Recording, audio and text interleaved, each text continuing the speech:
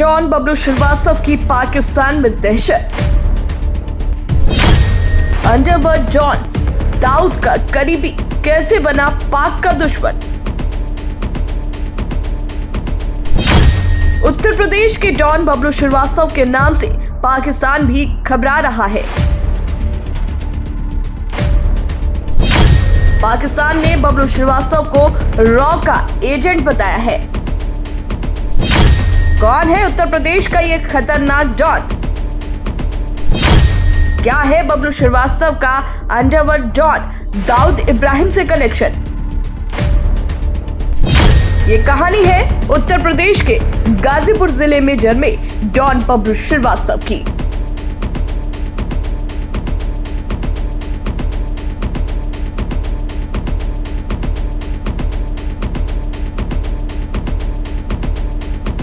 एक बेहद पढ़े लिखे सभ्य परिवार में बबलू श्रीवास्तव का जन्म हुआ।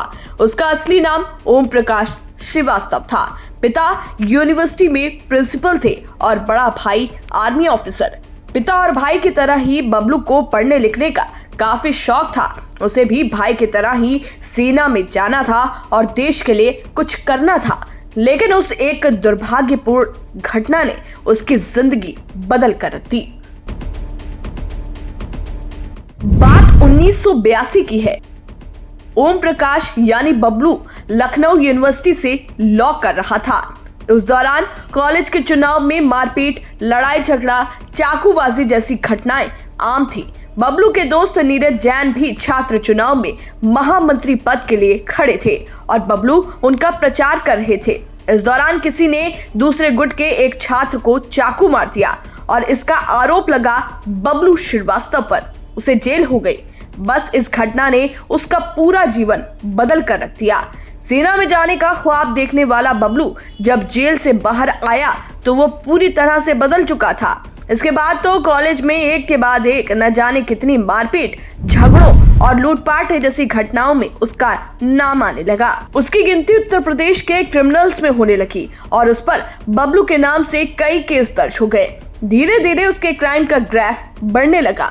उत्तर प्रदेश ही नहीं, दूसरे राज्यों में भी बबलू अपहरण, फिरौती और हत्या जैसी घटनाओं को अंजाम देने लगा और कई राज्यों की पुलिस उसके पीछे पड़ गई। वो पुलिस से बचता फिर रहा था। इस दौरान कई और क्रिमिनल्स की भी उसने मदद ली। पुलिस से बचते हुए वो नेपाल पहुंच गया और कुछ समय तक नेपाल से ही अपना नेटवर्क चलाने लगा। लेकिन थोड़े दिनों बाद ही उसने नेपाल को भी छोड़ दिया। नेपाल से वो सीधा दुबई पहुंचा, जहां बबलू की मुलाकात अंडरवर्ल्ड डॉन दाऊद इब्राहिम से हुई।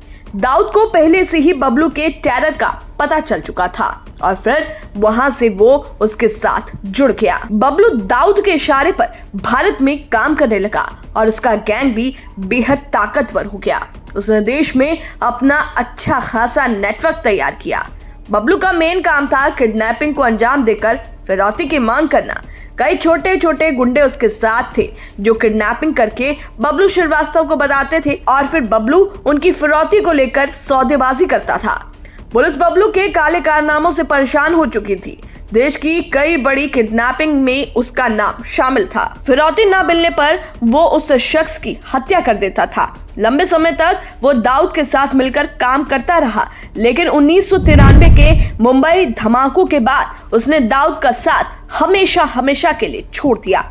मुंबई हमलों के बाद तो वो दाऊद का दुश्मन ही बन गया और दाऊद भी उसको जान लेने पर उतारू हो गया। एक तरफ पुलिस बबलू के पीछे पड़ी हुई थी, दूसरी तरफ दाऊद भी उसकी जान लेने को उतारू था। वो अलग अलग देशों में बसता फिरता। इसी दौरान बबलू श्रीवास्तव पर पुणे के additional police commissioner LD Arora को गोलियों से भूनने के आरोप लगे और इस मामले में बबलू को कोर्ट ने उम्र कैद की सजा सुनाई। लेकिन बबलू पुलिस के हाथ ही नहीं आ रहा था। कई सालों तक पुलिस उसकी तलाश करती रही और आखिरकार उसे मॉरिशस से गिरफ्तार कर भारत लाया गया। उस पर 60 से ज्यादा मामले दर्ज थे। पुलिस अधिकारी की हत्या के आरोप में उसको पहले ही उम्र कैद की सजा मिल चुकी थी।